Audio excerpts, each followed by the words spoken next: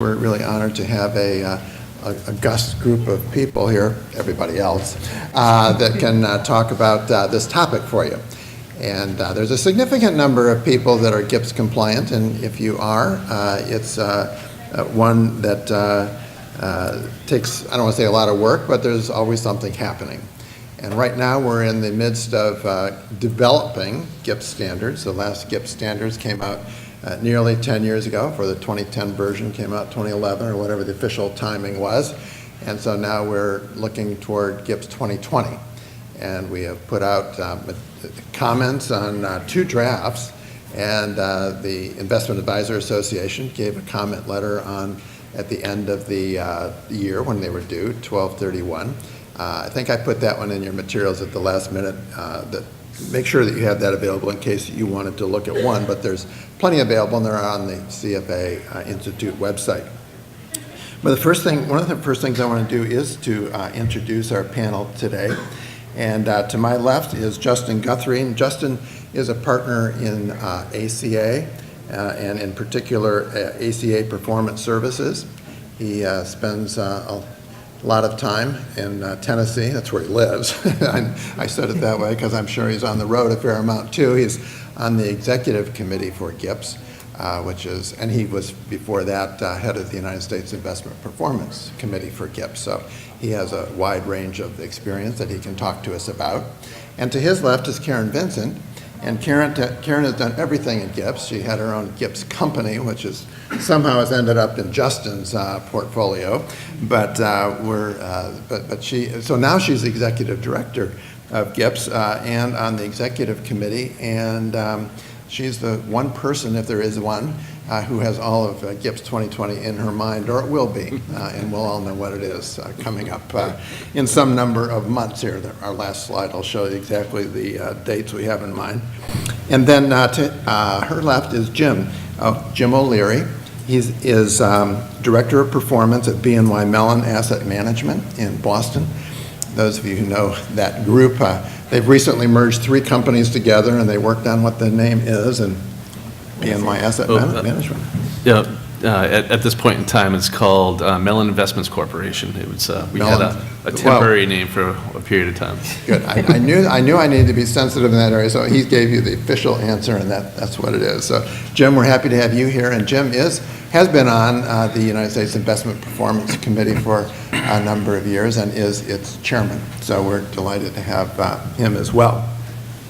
So with GIPS 2020 coming to market, coming out, that sort of could be on the mind of a lot of people, and we won't hear everything it will be because it doesn't have to be yet, except that I sort of describe it as being in the oven baking. So all the ingredients are in, we're waiting for it to come out, but Karyn will give us as much insight as we have available and that we can share. So we'll do that. So what we're planning on talking about, so let's see.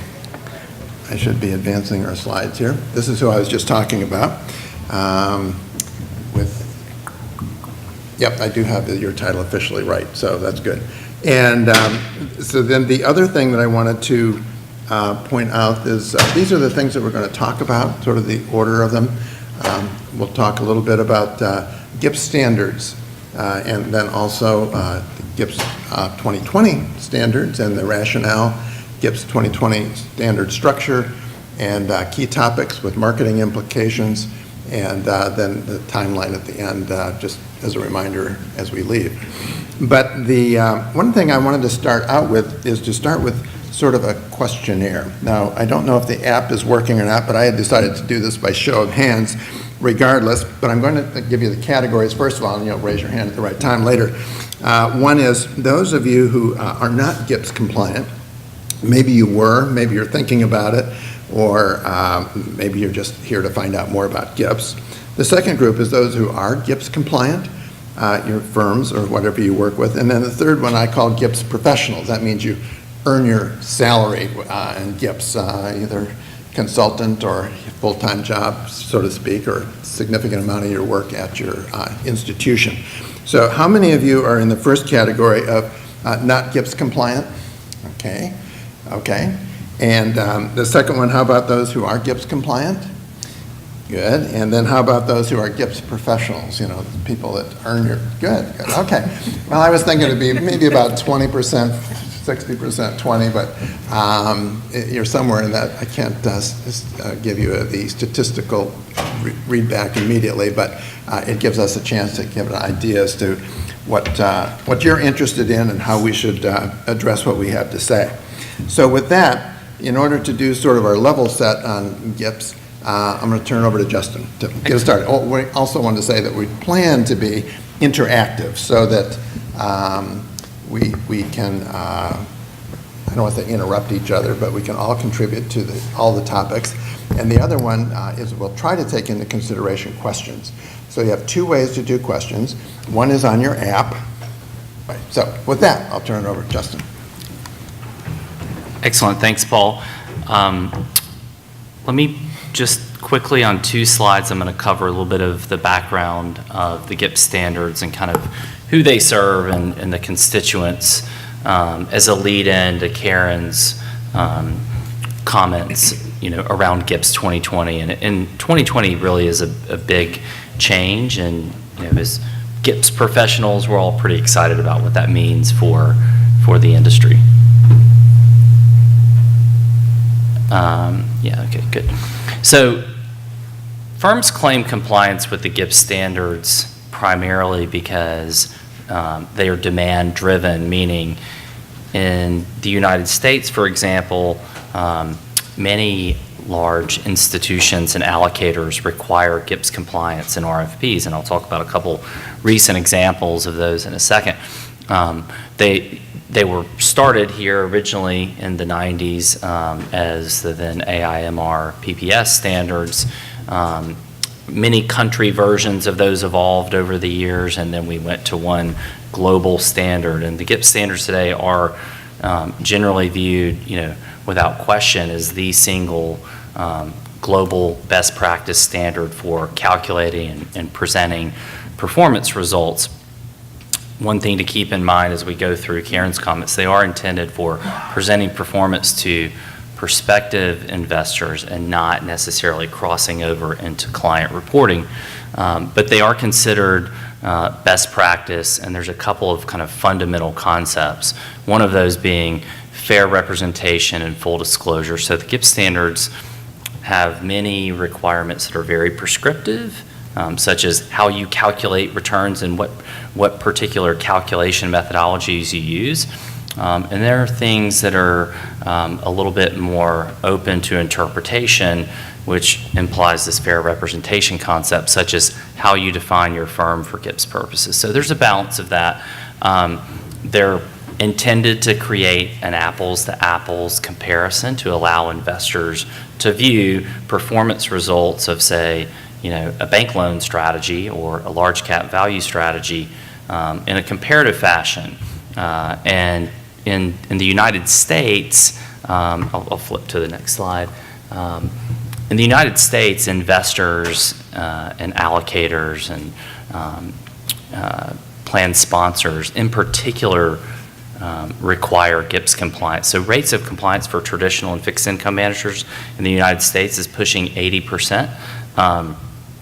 That's a big number. And it's not so in other areas of the world, but it's growing. And I think GIPS 2020, we're going to see that growth both geographically as well as across asset classes. I mean, that's one of the goals of 2020 is global acceptance and global adoption. And we're seeing that start to come through. But here's some of the benefits of that, I think, internally. If you think, okay, well, we claim compliance because our investors require us to. One of the benefits we see in our practice is that investment management firms that claim compliance with the GIPS standards inherently develop really good internal controls and policies and frameworks around presenting performance that ends up being really valuable, from a regulatory compliance perspective. Just a couple of statistics.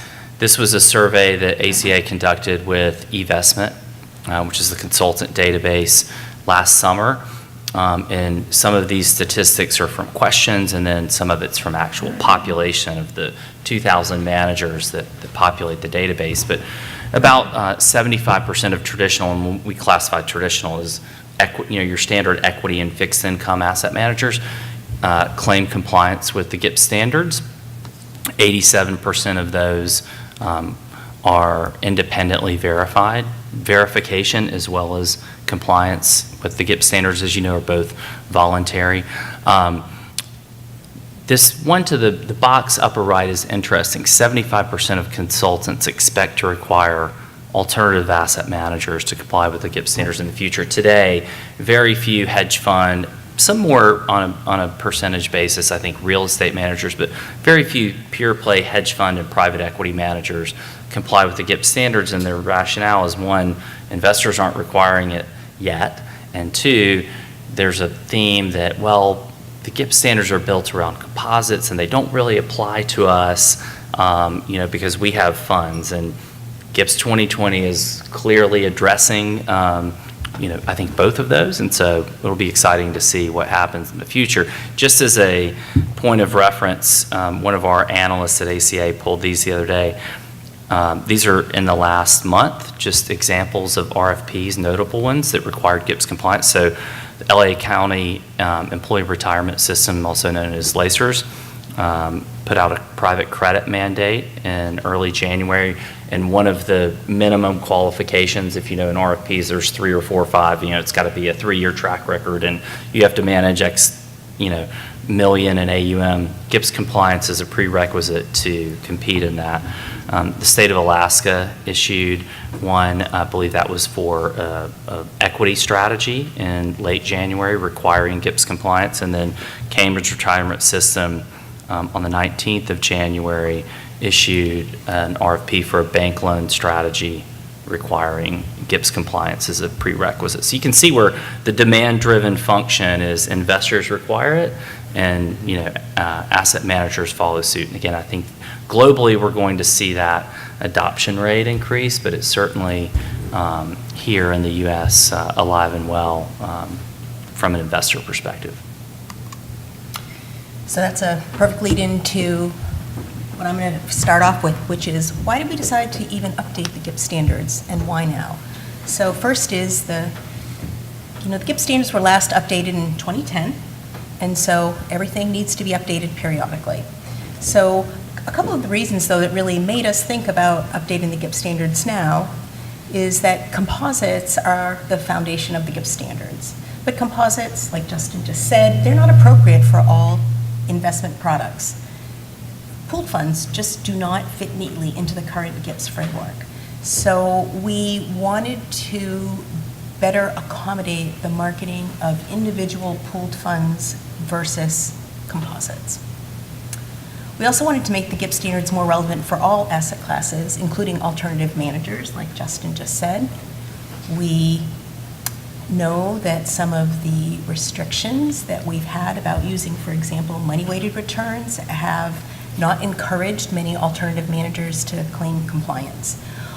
We also wanted to better address the applicability for asset owners. So an asset owner like Lacera or CalPERS, they can, as an asset owner, demand compliance with the GIPS standards by the external managers that they hire, but they themselves can also comply.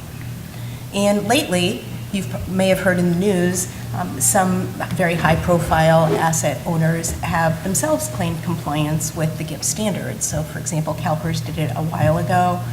MassPrim recently announced compliance, and then the behemoth, Saudi Arabian Monetary Authority, or SAMA, they recently announced that they publicly that they claim compliance with the GIPS standards as well. So we wanted to better address the GIPS standards to asset owners so that asset owners can read the GIPS standards and see themselves in them and not have to figure out how to apply firm guidance to them.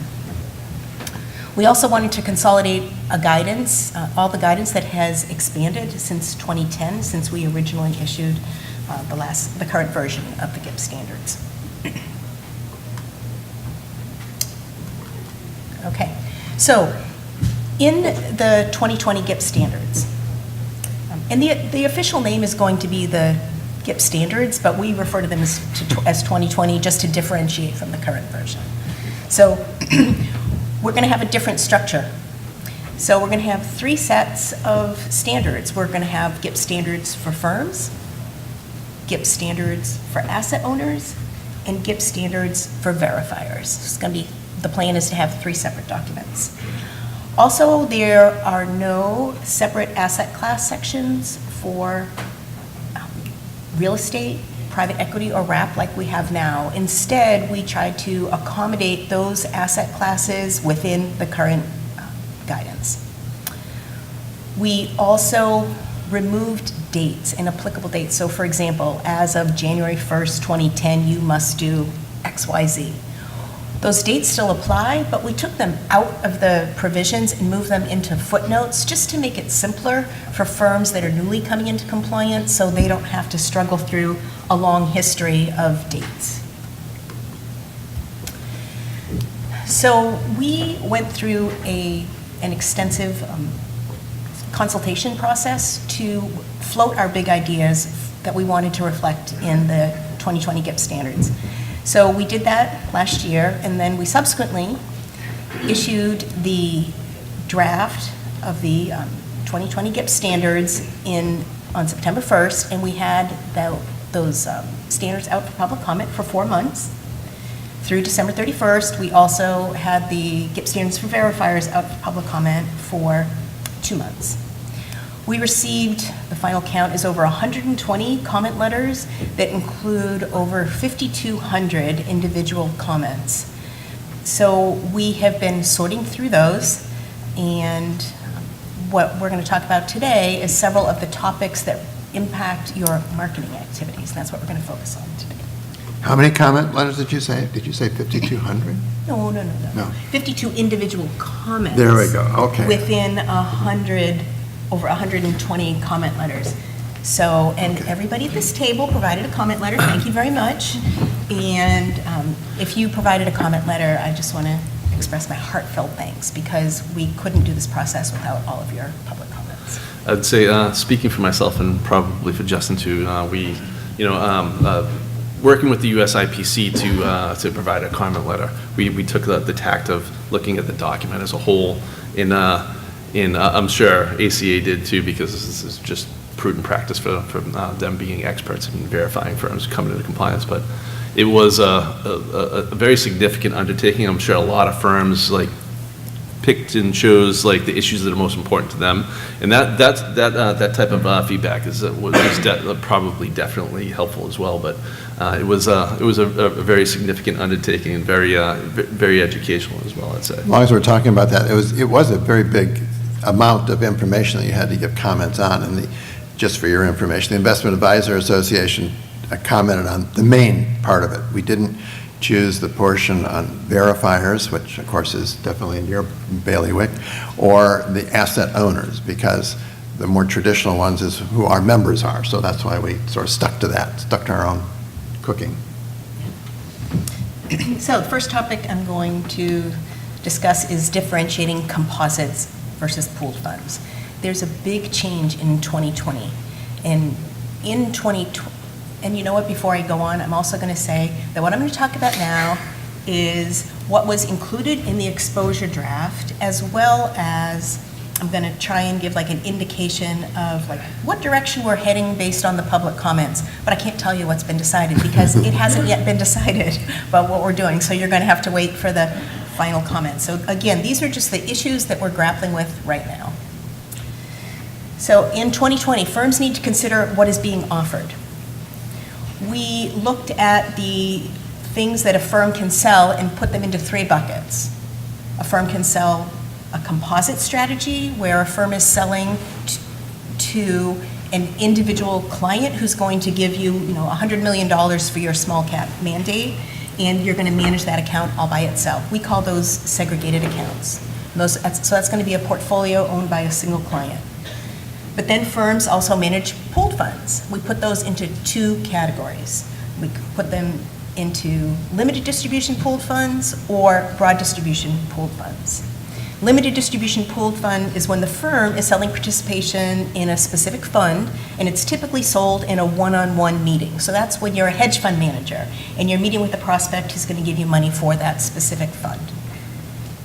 Then there's the broad distribution pooled funds. For those of us in the US, we would think of those as primarily 40 Act funds or retail funds. So that's when the firm is selling participation in a specific fund, but they are not meeting one-on-one with the prospect. You're not going to meet with, my uncle who's going to invest $50 in the fund. So those are the three buckets that we divided stuff into.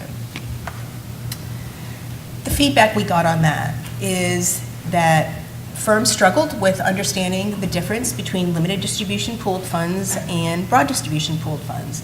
And several letters, including IAA's, very helpfully suggested simplifying the definitions. I can assure you that we are looking at your comments very strongly and considering those.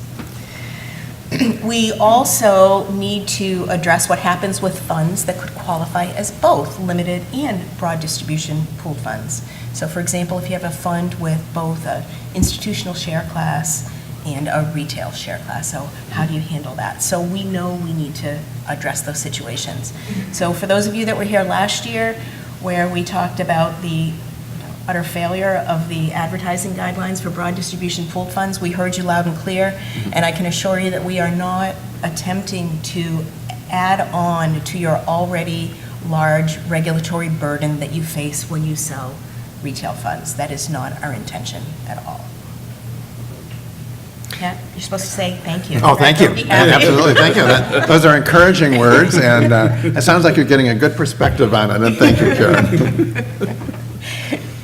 Well, and I think that just to kind of summarize that concept, composites are, in the current version of the standards, it is composites. And if you have a hedge fund, it has to go into a composite. So this nomenclature, it doesn't make any sense and was really difficult for people to comprehend. We'll have a fund, it's one fund, I'm going to sell the fund, why does it have to go in a composite? And so that was the origin of trying to say, okay, we have composites, you're selling strategies, then you can have a hedge fund or a private equity fund where we do talk to the end investor through the sales process. Well, that goes into a fund report, or not composite, and then you have your broadly distributed mutual funds where you kind of put over here and there is no reporting requirement, but it leads into these reports, which is the nomenclature, and I think it really clears up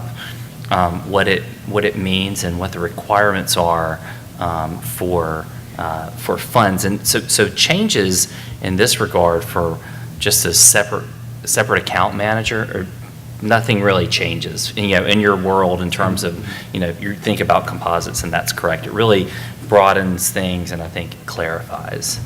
Yeah. One of the other things about that is that it goes both ways. So if you have a fund, it could be in a composite, right, or it could be sold as a private placement, and yet it's in the characterization of some of our members, it says it's a strategy, so we do this strategy for these things, and here's how we do it, and they're all sort of getting the same results with different fee structures or whatever, but that's what we want to disclose is what our track record is, and so that's the way they've been doing it and the way they want to continue to do it, and anything more would be burdensome, especially if they have to switch to anything that's manual. They tell us that that's very burdensome for them. Right, which is a good lead-in to GIPS reports, because under the GIPS standards, it's all about reporting performance to prospective clients. So right now, under the GIPS standards, it says you have to make every reasonable effort to provide, it's called a compliant presentation to all prospective clients. But that's assuming that you're selling a composite. Well, now that we've got these three different types of things that you can sell, we have to change that perspective. So what we proposed in 2020 is that your GIPS reporting requirements would differ depending on what you're offering. If you're offering a composite, like today, then you must make every reasonable effort to provide, we've had to change the terms, a GIPS composite report to all prospective clients. No change from what you're doing now. So that's fine. Limited distribution pooled funds, we said that a firm must make every reasonable effort to provide a GIPS pooled fund report, which includes performance of only that fund to prospective investors in that fund. Just seems to make sense. You're selling participation in a hedge fund, you should present performance of that hedge fund. And then third is the broad distribution or the retail pooled funds. There's no GIPS reporting requirements if you're not meeting one-on-one with them. We just let all your regulatory requirements handle that. So we're not going to add to that regulatory reporting burden. So the feedback we got on that approach is, first, firms were pleased that there's no GIPS reporting requirements for the retail funds. They just wanted to make sure that that still happens. However, this is where we got very different views. We heard very different things from firms that currently claim compliance with the GIPS standards and what this proposed reporting change would mean to them when you look at the limited distribution pooled funds versus the firms that are not yet in compliance. So the firms that are currently in compliance very strongly express the wish to continue to report composites to all their prospects, and that includes participants in hedge funds, for example, or in any other limited distribution pooled fund, because they've got a composite reporting structure already in place, and so they want to continue with that. One of the ironies of it is, too, that if you start a fund, let's say you're starting it from scratch, and we're going to do this, and we're going to raise $1 billion or something, you don't have any track record. And like Justin had said earlier, GIPS is about, well, what is your track record for people that are going to invest? Well, there's no investment in it. That's why they're interested in, well, we have been managing monies this way for a long time, and this is, will be fitting in the composite perhaps, but so there is a track record that they want to tie into rather than making up something. Now, while I'd say that when we were looking at this potential change, it was very interesting, and it makes perfect sense from a standpoint of how these investments are like distributed and how you want to market them. Now, what I didn't anticipate was the fact that people just don't like change. The fact that they have a reporting structure or a process put together to support what probably wasn't like the ideal way to present this information under the current standards. And there's also one of the big concerns is always, well, I have my marketing and sales and distribution people used to how I want them to do this. Now I have to go out and talk to them again and be like, well, now you have to do it this way. And this is just one of those things that I think there's a little bit of resistance in some of the more fund-based firms. Well, and if you're a top 50 global asset manager and you have hundreds of pooled products and hundreds of private placement fund, or dozens, this change is it's material and will require a lot of one-time adjustment or at least evaluation. I think that and that's right. People's just general aversion to change because it takes a lot at a big firm to just get process set up. Yeah, and firms also told us when they're meeting with prospects that they may not know what exactly the prospect wants to buy. They don't know if they're going to be a fund participant or if they're going to be a segregated account client. So we heard that loud and clear. Mm-hmm. And they also said that if you required us to provide a GIPS GIPS pooled fund report for each of the funds, it would make our GIPS reporting responsibilities exponentially larger. So that's some of the feedback we got on that. Which leads me to the GIPS pooled fund report. We proposed in 2020 that the returns for that pooled fund that's included in that GIPS pooled fund report must be net of all fees and expenses that the prospect would pay. It sort of makes sense if you think about it. A hedge fund investor doesn't get to say, oh, I'm not going to pay the custodian fee or the administrative fees. You have to pay all the fees. So we proposed requiring returns that are net of all fees and expenses. We also said that you could use either model or actual investment management fees and total fund fees. But we did say that the net returns that are presented must be appropriate to the prospect. Mm-hmm. Well, people did not like that. And what we heard from many firms is that many pooled funds have a whole series of net returns. There isn't just one net return. A lot of times you can have different net returns for different share classes or for different versions of the product, depending on what jurisdiction it's sold in. So they said determining which returns to present for each prospect would be tremendously difficult, if not impossible. Mm-hmm. And many firms also said, but look, if you're requiring us to present net returns, but the folks we're competing against on the composite side, they don't have to show net returns. We're being disadvantaged. So they said, can you please just put us on the same level playing field and not require net returns? So we're looking at that. And that may not be, that may be fine, because I believe if you're buying into a hedge fund that has a 2 and 20 structure, and you are going to pay all of the other admin fees, I mean, because that's how the LPA is set up. But we can maybe be more flexible here from a standards perspective, because in practice, it is pretty standard in, say, the hedge fund community that you show a fully loaded net of fees return. Now, different methodologies, but I think that will all probably shake out. And one of those variables that we don't know the answer to is how the SEC will interpret that, because that's where the pressure has come from over the years to show net of fees, because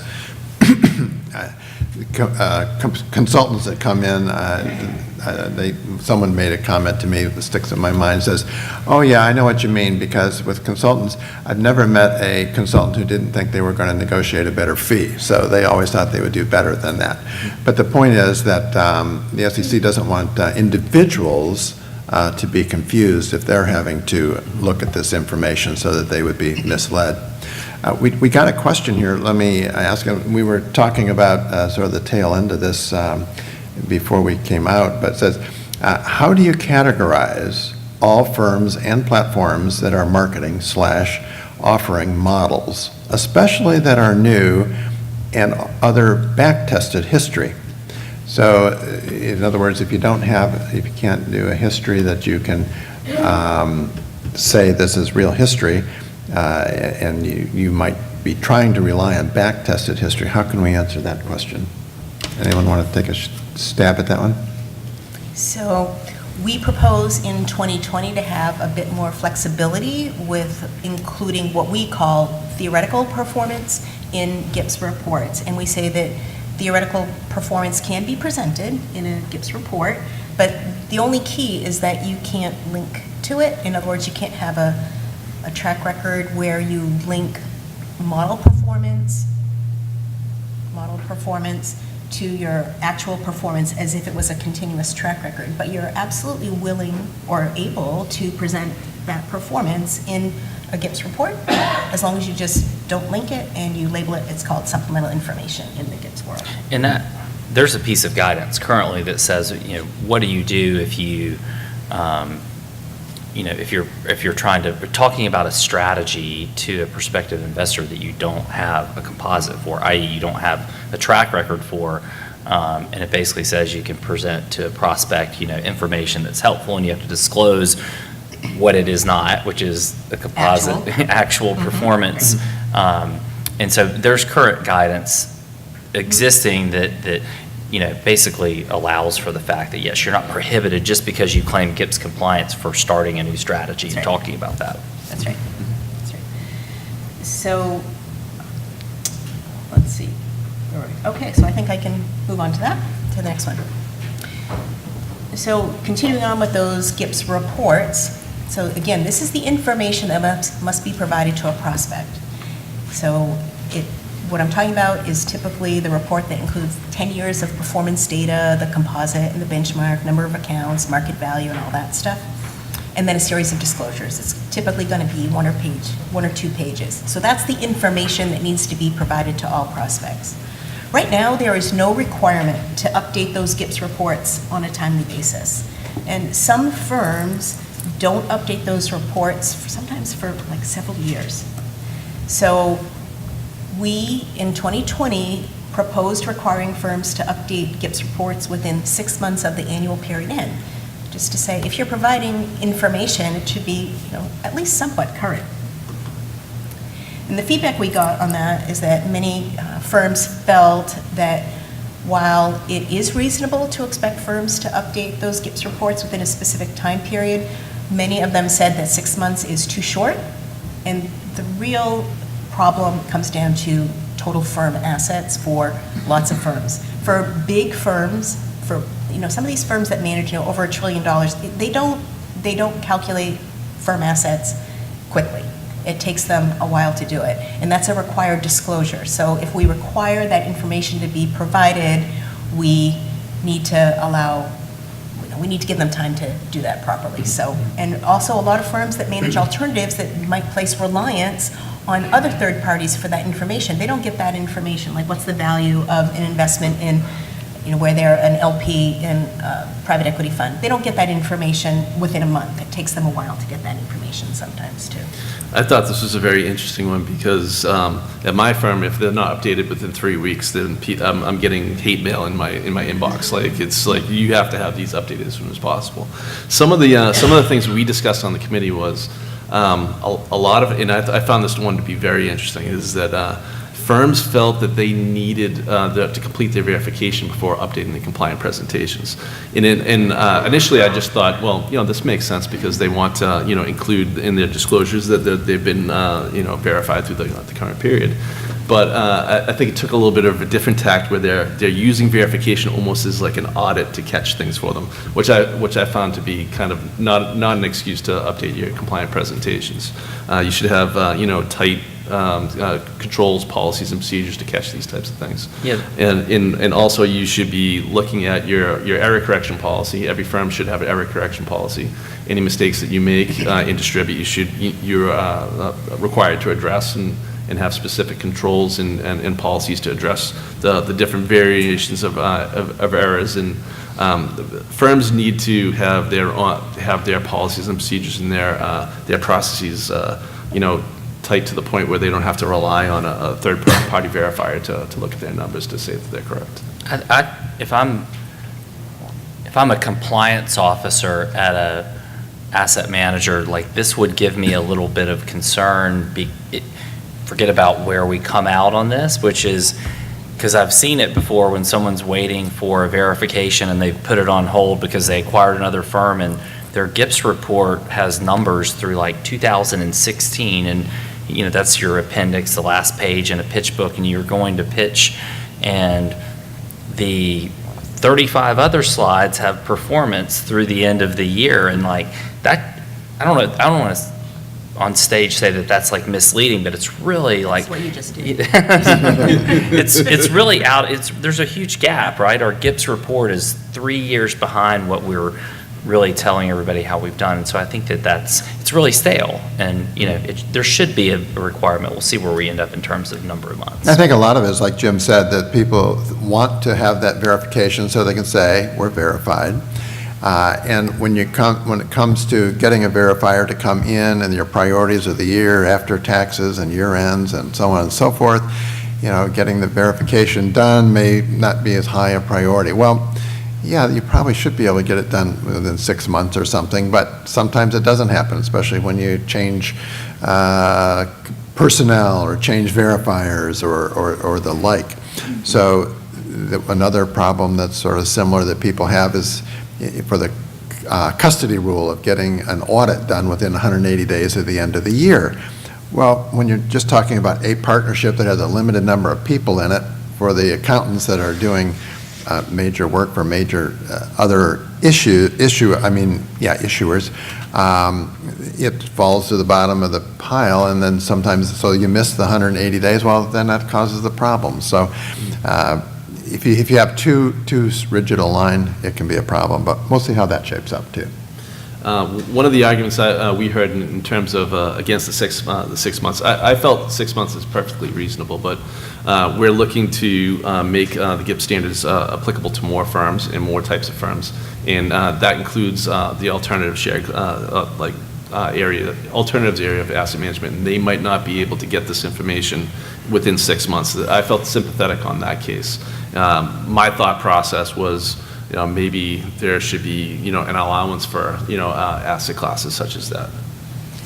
We did get a couple, go ahead, I don't want to cut you off on. No, I was just going to say, but then that wouldn't be consistent with our move to move away from asset class specific provisions, so that's the balance. Yeah, there you go. One of our attendees here said, did you receive any comments from foreign regulators or firms? We got many comments from foreign firms.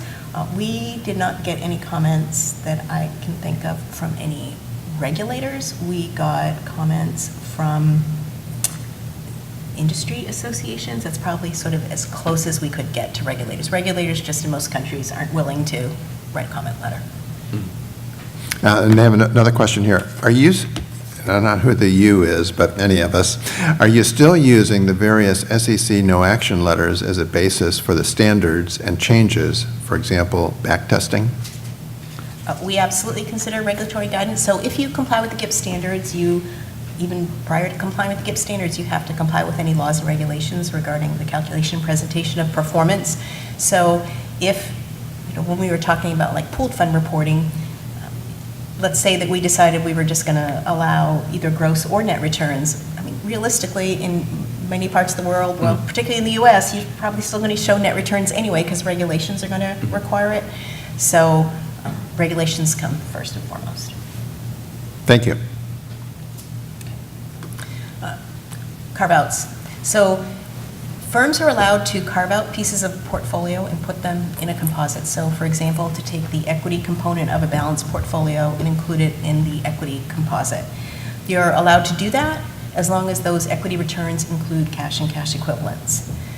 Some of the firms that we're trying to get to comply with the GIPS standards, primarily lots of high net worth managers and alternative firms, widely use carve-outs, but this concept of the restrictions we've set around cash, where we've required the carve-outs to include their own cash account, are just not workable for those firms.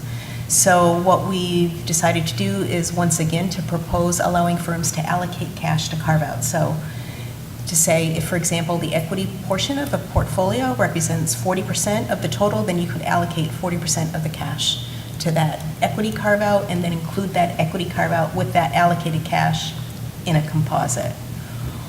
We got many comments on this. So firms either love this concept or hate it. And some firms think that allocated cash is just absolutely wrong, while others think, well, it's the only thing we can do, so please let us do it, because otherwise we're never going to be able to comply with the GIPS standards. But I just want to remind everyone that, that allocating cash, I don't think that's really the issue behind many of the negative comments. I think there are a lot of firms that think that just carve-outs themselves are misleading. And just to remind you that if you do decide to carve out a piece of a total portfolio and put it in a composite, whether you set it up with its own cash account or you allocate cash, that carve-out still must be representative of the strategy that would be implemented in a standalone portfolio. So what you can't do is look at a global portfolio and say, I had 2 French stocks, and I'm going to set up the French composite, and I'm just going to take the performance of just those 2 stocks. Cash is not an issue there. The bigger question is whether or not those 2 stocks represent a strategy that you would implement for a standalone portfolio. Absolutely. I was very much, I think I might be in the minority in some areas, and very much in favor of this change to standards. In practice, it seems like, carve-outs have never really truly gone away. We've just created complex reporting structures to accommodate them on our accounting performance platforms. One of the things we look at is, when we talk to portfolio managers, they look to carve out pieces of their portfolios when they want to launch a new strategy. Historically, we've had, some questions around whether or not you can use hypothetical information or carve-out information, 2 tools you probably use when you're going to launch a new strategy. I think it makes sense, and one of the things I always ask them is, would you be taking this amount of risk or this much risk, more or less, if you didn't have a fully diversified portfolio that included lots of bonds on this other side of the of a more diversified portfolio, just to ensure that this is representative of what an actual standalone portfolio would look like, which is the primary concern is that you're not just carving out like a small section of a portfolio that's not really what you're going to be able to implement with a separate account or a segregated account. This is a good change. It's an academic discussion, and there are very polarized views on if this introduces chances that people can mislead in how they build things. So I do believe if you're a CCO and your firm starts building carve-outs, which is great because I think it just opens up the doors for talking about strategies. Is there more risk? I mean, maybe, because there's more work that you have to do to make sure that, to Karyn's point, not the cash allocation, but it's, does the equity portion of a 60/40 really represent a standalone large cap? I mean, and that's something you'd have to review and test and get comfortable with, but the whole polarized view is really coming from people who academically disagree with this and not, yes. And not the allocated Yes. cash. Yeah, completely agree. Okay, and then total firm assets. In GIPS reports, you're required to present, as of each annual period end, total firm assets. And total firm assets currently includes all assets for which you have either conditional or unconditional authority to trade the assets. We have received questions over the years about whether uncalled committed capital should be included in those assets. So we said, as part of our discussions prior, we decided that we were just going to say, okay, we need to take a stand. And we said, okay, you cannot include uncalled committed capital in total firm assets. We also said that you cannot include advisory-only assets in total firm assets. And we also said that you can't include notional exposure in total firm assets to try to generate comments, and we got a lot of comments. And so many of the firms that manage traditional assets agreed with us. And they said, oh yeah, of course you should keep all that other stuff out of there. It should only be just the traditional AUM that should be in total firm assets. But the firms that manage all that other stuff absolutely didn't agree. They said, well, wait, uncalled committed capital, we include that in our regulatory assets under management calculation. We get paid on it. We think that managing those assets and not calling them is itself an active decision. So we think that those should be included in firm assets. We also had overlay managers say, what about notional exposure? It's the same thing for us. Just because they're not like traditional physical assets, we're still managing them and we're responsible for them. And we think that those should also be included in firm assets. So the one thing that everybody pretty much, though, did agree on is that you shouldn't include those really pure advisory-only assets where you're just selling a model, that you shouldn't include those in total firm assets because you're not managing those assets. That really, you're not responsible for those assets because you're not implementing the trades. But that doesn't mean that those assets that you, for which you have a model or you have an advisory-only relationship, that information isn't valuable and meaningful. It's just it may not fit within total firm assets. So we're looking at ways to make or give firms more flexibility to report the assets that they manage for uncalled committed capital, notional exposure, advisory assets. I think this part probably is at the top of the list is we have to get this right, whether it be the headline AUM number that's reported or other metrics within the GIPS reports, because I have several clients who are pure play traditional managers, and let's call it a mid-cap manager, where their pure assets under management have actually dropped if you look over a 5-year period, because they managed separate accounts and wrap fee portfolios, and the wrap world is turning over, and those assets are transitioning into UMAs, which are advisory only. So the firm may be quote unquote trading on or recommending trades on a much bigger pool of assets, and they're actually generating more revenue for themselves, but the reported AUM is going down. And so somehow investors need to see kind of what I would call their exposure, and the same thing with PE. I think investors, they absolutely want to know that at some point, in their evaluation of where is a fund and how much kind of powder do they have, and it's just a sizing exercise. So I think we'll get it right, whatever statistic it comes out in. It's important, for managers, but it's also important information for investors. Yeah, and as we try to expand the types of firms that comply with the GIPS standards, we have to stop thinking like in this linear fashion that everybody fits this one model. And so we just have to figure out how we can be more flexible, but also not mislead. So that's where we're trying to figure that out. Absolutely. With the AUM topic, it seems that we're going through an increased era of mergers and acquisitions, and firms are getting bigger. They're trying to generate larger scale so they can deliver things to people more efficiently, potentially deal with the compressed fee environment. If you're going out to a client and you want to sell us some capabilities, you want to show them how much you're actually managing, how much experience you have in this area. In addition to what you generate for return is what's your exposure in this area, how much are you managing? And I could definitely see this that firms want to say that represents themselves fairly. We have X amount of exposure and derivatives, or we have X amount of assets under management. We might not be executing the trades, but just kind of almost like a bigger is better type situation. We have lots of accounts that are following our investment strategy. So I can definitely understand the arguments on both sides, whether or not you're actually managing the assets or you just have the exposure to these assets, whether or not you're actually executing the trades or is someone following your model. It's definitely a very interesting debate. Well, Jim, one of the things that you just alluded to was when you're talking about not being misleading, and that brings us up to marketing considerations too, because as we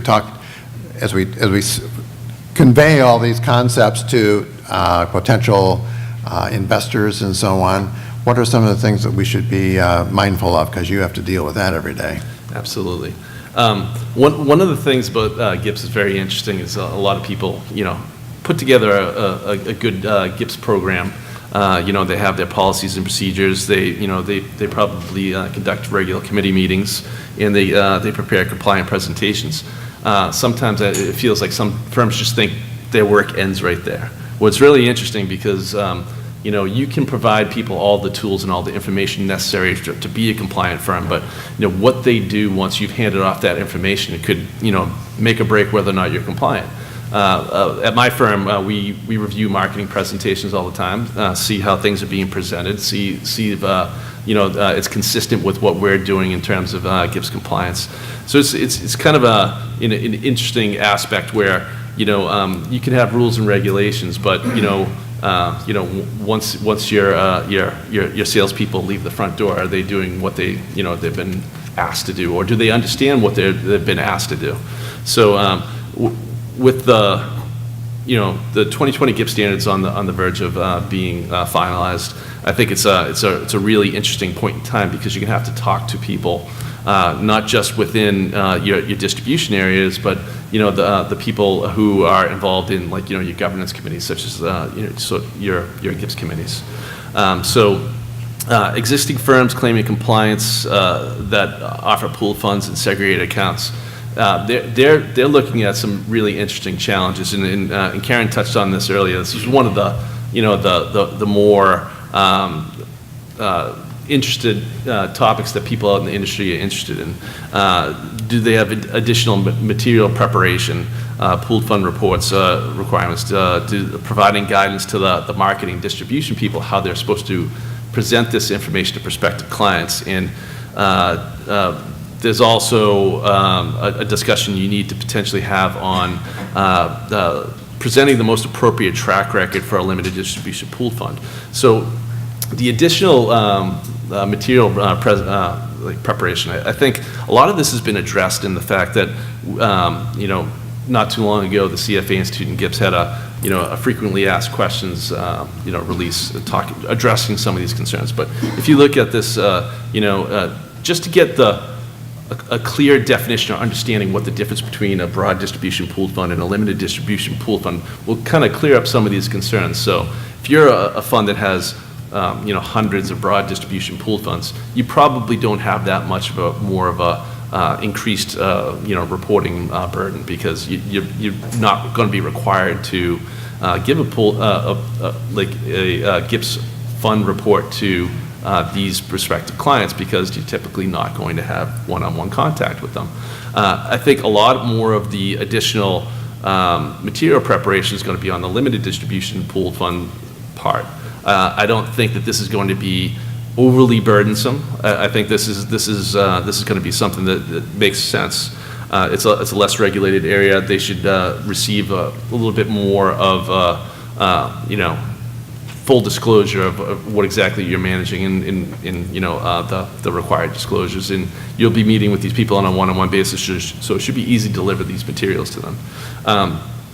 Providing guidance to the marketing and distribution people is always an ongoing struggle, because they would like to do exactly what they would like to do in order to get people to invest with the firm.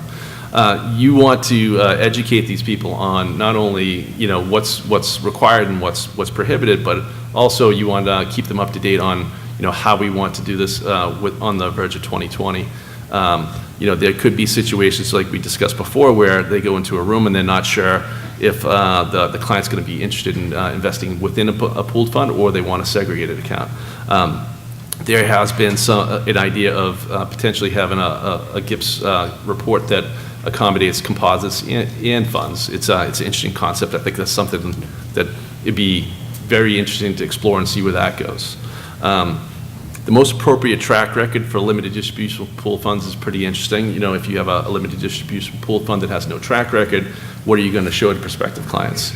The most appropriate track record could be a similar limited distribution pooled fund, or it could be a composite that managed in a similar strategy. I think there probably needs to be a little bit more of a discussion in that area to make sure that people are getting that right. Okay, we have two more questions, and what I'm going to do is give each of you a chance to make a final comment. Maybe some of you could answer some of these questions, but some of these questions you might want to talk to us at the break, especially to Justin, because the questions are, for firms exploring GIPS compliance, what is the timeline/resource requirements to become compliant?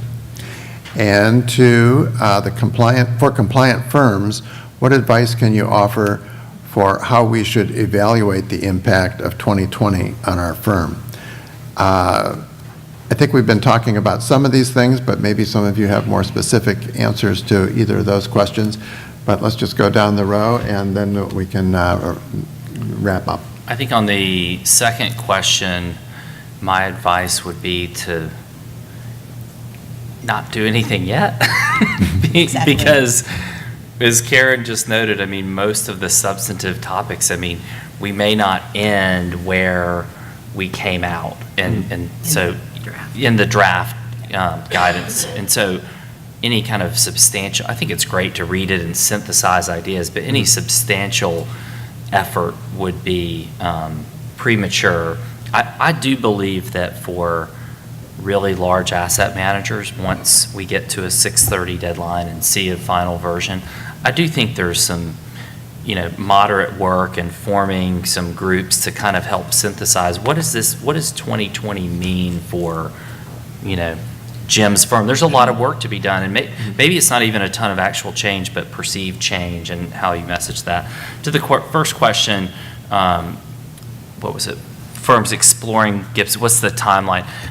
The timeline and resource requirement is really on a curve which is dependent on your firm and your intensity or desire to become GIPS compliant, right? So a small firm that has a huge RFP out there can really get this done extremely quickly. We say, oh, you could do this in a couple of months, start to finish, if it's a high priority for you. Big firm, not as much priority. It could take a year, but it really is dependent on your size and your interest, and the resource requirement for you is really a function of, are we going to try to do it all in-house, or are we going to be willing to speed it up, to spend with a consultant, to fast track it outside.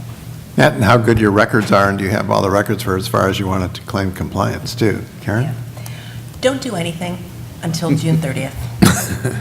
And that's up on the board, good reference? So just stand by. So the plan is to issue the standards on June 30th. So that is going to be just the provisions themselves. Our goal is to issue on August 31st interpretive guidance of the individual provisions. So to give you some background on what is meant by some of the provisions. So interpretive guidance will come out on August 31st, but you don't have to comply with these until the effective date is January 1st, 2020. But what that really means is you don't have to really comply with them until you report performance for the fiscal year or for the calendar year 2020. So you've got time here, so I'd say just wait, and because particularly if you are newly thinking about coming into compliance, 2020 is going to be a very different structure for you versus like a firm that's currently in compliance and is transitioning. So I would stand by. Can you talk about the early adoption? Oh, but you absolutely can early adopt. So July 1st, you can adopt the 2020 GIPS standards if you want. So you don't have to wait until 2020. As soon as they're out, the next Soon as day. they're out. Yeah, exactly. I know everyone wants to go to lunch. The one thing I would say, and I was thinking to myself, I'm like, early adoption is definitely what we're going to do. One of the things that's said frequently around my company is measure twice and cut once. If you're currently in compliance, you're going to have a lot of things to consider to incorporate into your policies and procedures before you're ready to comply. It might actually be like maybe even, arguably a little bit, easier for a firm not coming into compliance for the first time if they get the proper guidance, if they have, resources within the firm or from outside the firm that will help them along the way. But I think that firms should take their time and try to absorb the information and understand what's going to be required. There may be systems requirements, there's going to be policy requirements, there will be governance requirements. Well, excellent. And with that, we're sort of wrapping up our time here. I want to thank our panelists, Karyn, Vincent, and Jim O'Leary and Justin Guthrie for their insights and sharing all this with you. I hope it was as good for you as it sounded to me. So with that, I want to join me in thanking them for their presentation and